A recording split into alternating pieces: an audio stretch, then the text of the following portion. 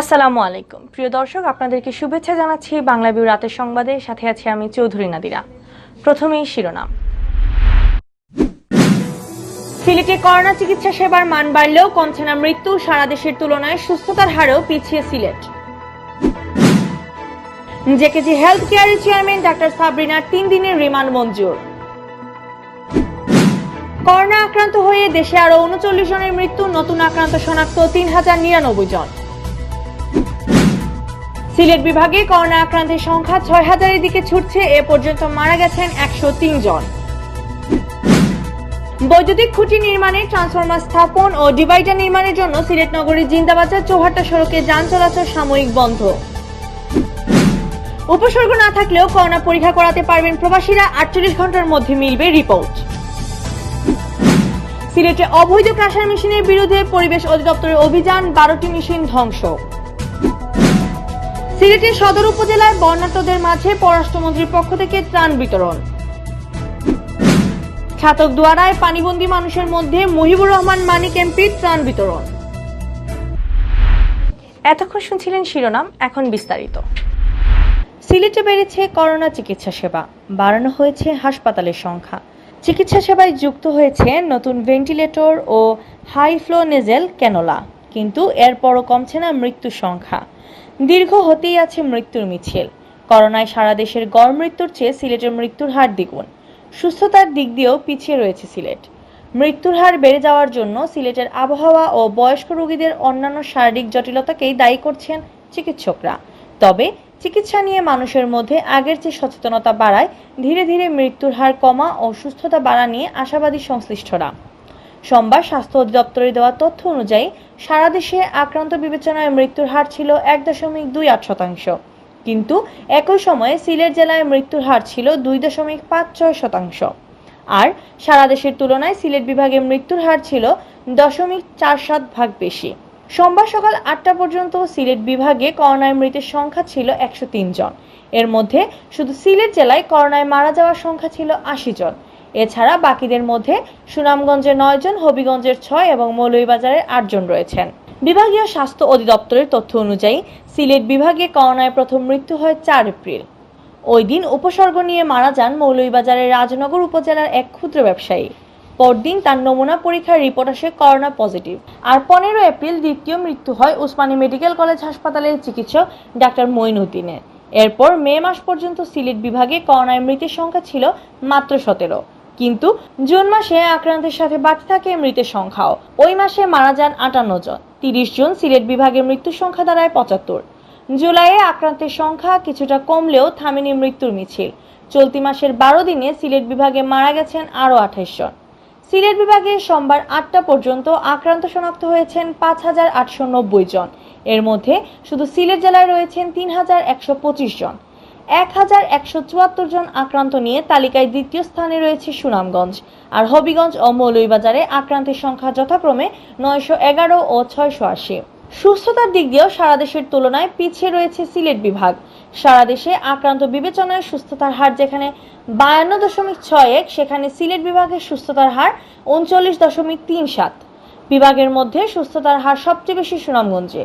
ওই জেলায় সুস্থতার হার 73%, আর সবচেয়ে কম সুস্থতার হার সিলেটে 21.76%। এছাড়া হবিগঞ্জে সুস্থতার হার 44.46 ও মৌলভীবাজারে 55.44। মৃত্যুর হার কম ও সুস্থতার হার বেশি প্রসঙ্গে সিলেট বিভাগীয় স্বাস্থ্য অধিদপ্তরের সহকারী পরিচালক ডাক্তার আনিসুর রহমান জানান, সিলেটে করোনা চিকিৎসার অনেক উন্নতি হয়েছে। আইসিইউর পাশাপাশি ভেন্টিলেটর ও হাই ফ্লো নেজেল ক্যানোলারও ব্যবস্থা রয়েছে, কিন্তু মাঝে মধ্যে টানা বৃষ্টিপাতের কারণে তাপমাত্রা কমে গেলে মৃত্যুর ঘটনা বেড়ে যায়। করোনা ছাড়াও যাদের অন্যান্য জটিল সমস্যা আছে তাদের মধ্যে মৃত্যুর হারই বেশি। মারা যাওয়াদের মধ্যে ভেন্টিলেশনের রোগীর সংখ্যাই বেশি। তবে মানুষ সচেতন হওয়ায় ধীরে ধীরে মৃত্যুর হার কমছে ও সুস্থতার হার বাড়ছে বলে মন্তব্য করেন তিনি। আলোচিত জেকেজি হেলথ কেয়ারের চেয়ারম্যান ডাক্তার সাবরিনা আরিফ চৌধুরীকে জিজ্ঞাসাবাদে 3 দিন রিমান্ড মঞ্জুর করেছে আদালত। ঢাকার চিফ মেট্রোপলিটন ম্যাজিস্ট্রেট আদালত সোমবার দুপুরে এই রিমান্ডের আদেশ দেন। সাবরিনাকে আদালতে হাজির করে 4 দিনের রিমান্ডের আবেদন জানায় পুলিশ। শুনানি শেষে আদালত তাকে জিজ্ঞাসাবাদে 3 দিনের রিমান্ড মঞ্জুর করেন। করোনার নমুনা পরীক্ষার জালিয়াতির অভিযোগে সাবরিনাকে রোববার গ্রেফতার করে পুলিশ। করোনা নমুনা পরীক্ষার নামে জালিয়াতির অভিযোগে গ্রেফতার হন জেকেজির সিইও আরিফুল হক চৌধুরী সহ প্রতিষ্ঠানের আরও 4 কর্মকর্তা কর্মচারী।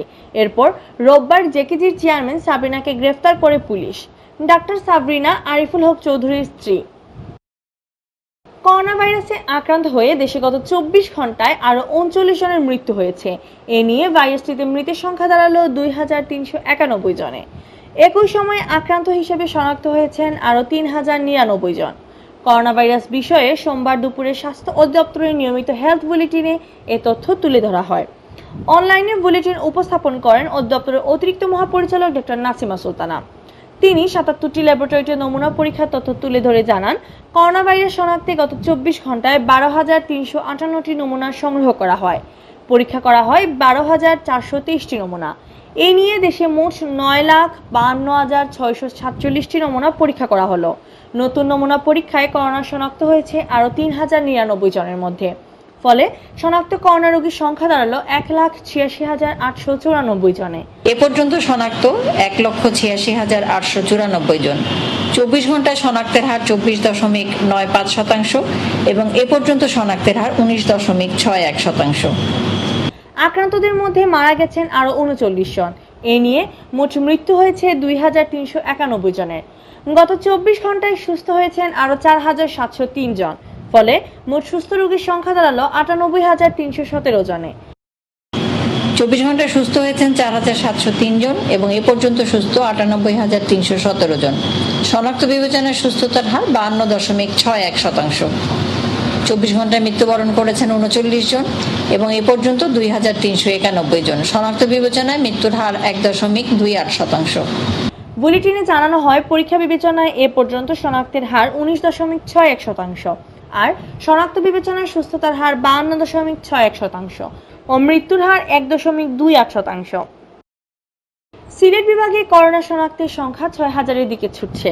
সোমবার সকাল পর্যন্ত আক্রান্তের সংখ্যা দাঁড়িয়েছে 5,890 জনে আর এ পর্যন্ত মারা গেছেন 103 জন। স্বাস্থ্য অধিদপ্তর সূত্র জানায়, কোভিড-19 আক্রান্ত ও মৃত্যুর সংখ্যা বিভাগে 3 জেলার চেয়ে এগিয়ে সিলেট জেলা। সোমবার সকাল পর্যন্ত সিলেটে আক্রান্ত শনাক্ত হয়েছেন 3,125 জন আর করোনা আক্রান্ত হয়ে মারা গেছেন 80 জন। বিভাগে বাকি 3 জেলার মধ্যে 13 জুলাই পর্যন্ত করোনা আক্রান্ত হিসেবে শনাক্ত হয়েছেন সুনামগঞ্জের 1,174 জন, হবিগঞ্জের 911 এবং মৌলভীবাজারে 680 জন। আর এই 3 জেলার মধ্যে সুনামগঞ্জের 9 জন, হবিগঞ্জের 6 জন ও মৌলভীবাজারে 8 জনের মৃত্যু হয়েছে। 4 জেলায় বর্তমানে হাসপাতালে করোনা আক্রান্ত হয়ে চিকিৎসাধীন আছেন 216 জন। এর মধ্যে সিলেটে 104, সুনামগঞ্জে 36, হবিগঞ্জে 55 ও মৌলভীবাজারে 21 জন চিকিৎসাধীন আছেন। রাস্তার দুধারে বৈদ্যুতিক খুঁটি অপসারণ, মধ্যখানের খুঁটিতে ট্রান্সফরমার স্থাপন ও ডিভাইডার নির্মাণের জন্য সিলেট নগরীর জিন্দাবাজার থেকে চৌহাট্টা পয়েন্ট পর্যন্ত সড়কে সব ধরনের যান চলাচল সাময়িক বন্ধ রাখা হয়েছে। 4-5 দিনের মধ্যে কাজ শেষ করে সড়কটিতে যান চলাচলের জন্য উন্মুক্ত করে দেওয়া হবে বলে জানিয়েছেন সিটি কর্পোরেশন কর্তৃপক্ষ। সিটি কর্পোরেশনের প্রকৌশল শাখা জানায়, চৌহাট্টা জিন্দাবাজার সড়কে বিদ্যুতের লাইন টানার কাজ করছে বিদ্যুৎ বিভাগ। সিটি কর্পোরেশন কাজের সহায়তা করছে। কাজের সুবিধার্থে ব্যারিকেড দিয়ে সড়কটিতে যান চলাচল সাময়িক বন্ধ রাখা হয়েছে। ইনশাআল্লাহ আমি যে কথা বলেছিলাম সেইভাবে আমাদের ডিভাইডারের কাজ শুরু হচ্ছে এবং অতি সত্বর এটা আলাদা একটা পরিবেশ সৃষ্টি হবে এবং এর জন্য অনেক দিন যাবৎ জনগণের অনেক কষ্ট হয়েছে, ব্যবসায়ীদের অনেক কষ্ট হয়েছে। আশা করি এই কষ্টের পরে পরবর্তী সুফলটা নিশ্চয়ই জনগণ ভোগ করবেন এবং এই রাস্তার ফুটপাতের ব্যবহারের জন্য যখন রেলিং টেলিং লেগে যাবে তখন মানুষ ফুটপাত দিয়ে হাঁটবে, মার্কেটিং করবে। কোনো অবস্থাতে ফুটপাতে কোনো হকার বসতে দেওয়া হবে না এবং ফুটপাত শুড বি ক্লিয়ার এবং এটাকে ক্লিয়ার করতে যা প্রয়োজন সেটা আইনি সব ব্যবস্থা সিটি কর্পোরেশন গ্রহণ করবে। দেশে আসা প্রবাসীরা বিদেশে ফিরে যেতে বাধ্যতামূলক করা হয়েছে করোনা রিপোর্ট। পররাষ্ট্র মন্ত্রণালয়ের উদ্যোগে অনুষ্ঠিত আন্তঃমন্ত্রণালয় সভায় এই সিদ্ধান্ত নেওয়া হয়েছে। এক্ষেত্রে ফ্লাইটের সর্বোচ্চ 4 দিন আগে রিপোর্ট গ্রহণ করা হবে। মন্ত্রণালয়ের এই সিদ্ধান্তের পর সিলেটে অবস্থানরত প্রবাসীদের মধ্যে দুশ্চিন্তা চেপে বসেছে। উপসর্গ ছাড়া করোনা পরীক্ষা করানো এবং স্বল্প সময়ের মধ্যে রিপোর্ট পাওয়া নিয়ে বিপাকে পড়েন প্রবাসীরা। কিন্তু এই দুশ্চিন্তা দূর করে স্বস্তির ঘোষণা দিয়েছে সিলেট এমএজি ওসমানী মেডিকেল কলেজের ল্যাব কর্তৃপক্ষ। বিদেশগামীদের উপসর্গ না থাকলেও নমুনা পরীক্ষার সুযোগ ও সর্বোচ্চ 48 ঘন্টার মধ্যে রিপোর্ট প্রদানের আশ্বাস দিয়েছেন ওসমানী মেডিকেল কলেজের হাসপাতালের উপপরিচালক ডাক্তার হিমাংশু লাল রায়। প্রবাসীদের করোনা পরীক্ষা ও রিপোর্ট প্রাপ্তি নিয়ে সৃষ্ট সমস্যার সমাধানের জন্য সোমবার আটাবো গণতান্ত্রিক ঐক্যফ্রন্টের পক্ষ থেকে ওসমানী হাসপাতাল কর্তৃপক্ষের কাছে আবেদন করা হয়। এই আবেদনের প্রেক্ষিতে ওসমানী মেডিকেল কলেজ হাসপাতালের উপপরিচালক ডাক্তার হিমাংশু লাল রায় প্রবাসীদের করোনা পরীক্ষার রিপোর্ট 48 ঘন্টার মধ্যে দেওয়ার ঘোষণা দেন।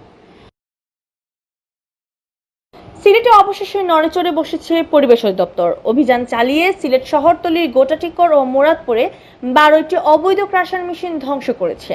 সোমবার বেলা 1টা থেকে বিকেল 4টা পর্যন্ত পরিবেশ অধিদপ্তরের পরিচালক ইমরান হোসেনের নেতৃত্বে এই অভিযান চালানো হয়। দীর্ঘদিন থেকে সিলেটের গোটাটিকর ও মুরাদপুর এলাকায় সুরমা নদীর তীরে অবৈধভাবে ক্রাশার মেশিন বসিয়ে পাথর ভাঙার কাজ চলছিল। পাথরের ধুলো আর মেশিনের বিকট শব্দে আশপাশ আবাসিক এলাকায় শব্দ ও বায়ু দূষণ হলেও পরিবেশ অধিদপ্তর ছিল অনেকটাই নির্বিকার। শেষ পর্যন্ত সোমবার অভিযান চালিয়ে গোটাটিকর এলাকায় 8টি ও মুরাদপুর এলাকায় 8টি ক্রাশার মেশিনের বেল্ট কেটে আগুন দিয়ে ধ্বংস করা হয়। সিলেট সদর উপজেলার মোগলগাঁওয়ে বন্যার্তদের মধ্যে পররাষ্ট্রমন্ত্রী ডক্টর এ.কে আব্দুল মোমেন এমপির পক্ষ থেকে ত্রাণ বিতরণ করা হয়েছে। সোমবার এই ত্রাণ বিতরণ করা হয়। গত কয়েকদিন থেকে মন্ত্রীর পক্ষ থেকে সিলেট সদর উপজেলার বন্যা কবলিত এলাকায় এই ত্রাণ তৎপরতা অব্যাহত রয়েছে। ত্রাণ বিতরণকালে উপস্থিত ছিলেন পররাষ্ট্রমন্ত্রীর ব্যক্তিগত কর্মকর্তা শফিউল আলম জুয়েল, মোগলগাঁও ইউনিয়নের চেয়ারম্যান হিরণ মিয়া ও আওয়ামী লীগের নেতা হুসাইন আহমদ।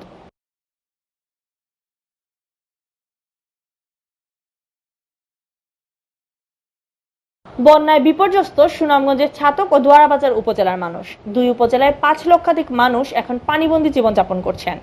সোমবার সকালে ছাতক চন্দ্রনাথ বালিকা উচ্চ বিদ্যালয়ের আশ্রয় কেন্দ্রে আশ্রয় নেওয়া 250 বন্যার্তদের মধ্যে শুকনো খাবার বিতরণ করেন ছাতক দুয়ারার সাংসদ মহিবুর রহমান মানিক। পরে তিনি ছাতকের সাইদাবাদ ও দোয়ারাবাজারের মন্তাজপুর গ্রামে নৌকা নিয়ে পানিবন্দী মানুষের মধ্যে ত্রাণ বিতরণ করেন। এ সময় তার সাথে ছিলেন ছাতক উপজেলা পরিষদের চেয়ারম্যান ফজলুর রহমান, দোয়ারাবাজার উপজেলা পরিষদের চেয়ারম্যান ডাক্তার আব্দুর রহিম, ছাতক উপজেলা নির্বাহী অফিসার মোহাম্মদ গুলাম কবির, ছাতক উপজেলা আওয়ামী লীগের যুগ্ম আহ্বায়ক সৈয়দ আহমদ, সিলেট মহানগর স্বেচ্ছাসেবক লীগের সহসভাপতি এম রশিদ আহমদ ও ছাতক উপজেলা ছাত্রলীগের যুগ্ম আহ্বায়ক মাহবুবুল আলম। এতক্ষণ শুনছিলেন বাংলাভিউ সংবাদ। এরপর প্রচারিত হবে সিলেটের আঞ্চলিক ভাষায় সংবাদ। দেখার আমন্ত্রণ রইল। সাথে থাকার জন্য ধন্যবাদ।